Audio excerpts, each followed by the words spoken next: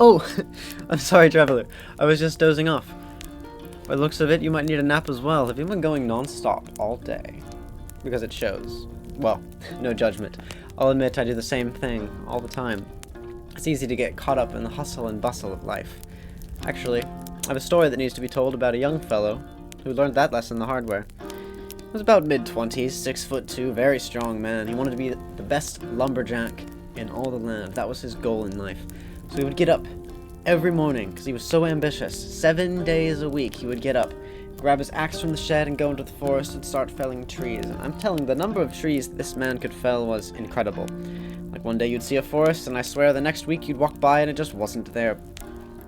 But he gained renown from all the other lumberjacks who'd see him working. Like, how do you keep going non-stop? And he would, with pride, he'd say, it is because I am so strong. And of course he was very strong. But there was another man, there was an older man, about 60 years old, that could tell that this was not going to last forever. So he tried to warn the young man. Young man, if you keep working this many hours, if you keep working so hard every day, you're going to lose your strength. And of course the young man said, no, there is no way, old man. You know not of which you speak. I am young, I am strong, I will not lose my strength. And he went off and cut trees down all day. So the second day, the older man comes and says, young man, will you come here? Share lunch with me and I will tell you the secrets of how to become the best lumberjack ever. Of course, the young man said, I do not need your secrets. Look at all these trees that I fell. And so he went off and felled many more trees that day. So the third day comes around and the old man gets an idea. See, the young man wouldn't respect him unless there was a test. A competition, so to speak. So the old man walks up and says, you there, have you fallen any trees today? He's like, no, but I'm about to. Alright, I challenge you. If you can cut down more trees than me, I will never trial you again with my speech. But if I cut down more trees than you must listen to my advice. And of course the young man's like, oh, you cannot fell more trees than me, you know not of which you speak. I am the strongest of the land. But then something inside him wondered, was the young man actually that strong? Or did the young man know that the old man had something up? So he said, actually, old man, I will take you up on your offer. We will start now, and whoever can fell the most trees by sundown will be the victor. Deal. Well, they go their separate ways, and the young man, of course, grabs his axe from the shed and goes and he's chopping down trees. 1 down, 2 down, 3 down. He's just non-stop.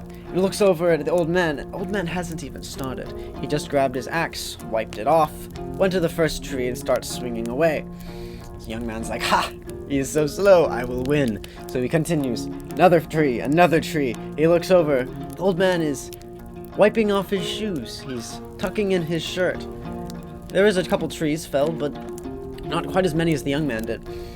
So then the young man goes back to his work. He's absorbed, felling many more trees, looks over, and the old man is eating lunch with his friend, talking. The lazy fool, the young man thinks, and he keeps so absorbed with his work that he doesn't stop. He doesn't stop once throughout the entire day until sundown. Finally, all these trees are fell more than he's ever felled before. And he stands there with pride looking over his work. And then the old man walks up to him and says, how many trees have you felled today? And he said, quite a few, just look. And the old man looks and he's quite impressed, because there are quite a lot of trees. More so than anyone would really know what to do with, but that's beside the point. So the young man looks at the old man and says, well, how many trees have you felled? And the old man says, well, come and see, I will show you. So the old man takes the young man to a different part of the forest, and this is where things start to get interesting, is that the old man has somehow managed to fell more trees than the young man. The young man is insulted by this, like, surely you had help. Like, no, this was just me. Like, surely you used some kind of dark magic. No, it was just me. How would you do it, old man? And he said, young man, what you did not see is that every time that I was sitting down to wipe off my shoes, to tuck in my shirt, to talk to my friend and eat lunch, every time I took a break between trees, I would sharpen my axe. For you, every tree took 12 strokes. For me, every tree took 5, because I took care of my axe.